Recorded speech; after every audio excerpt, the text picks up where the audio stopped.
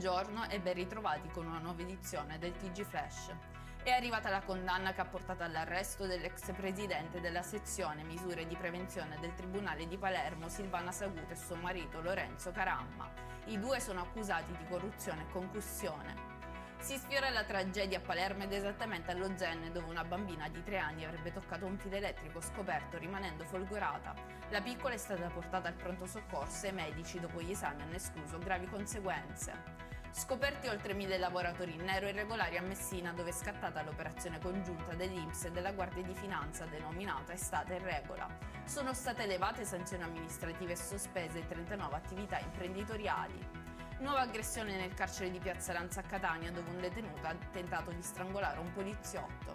Si suppone che l'aggressione sia stata scatenata da un ritardo percepito da parte dell'agente nel rispondere ad una chiamata del detenuto.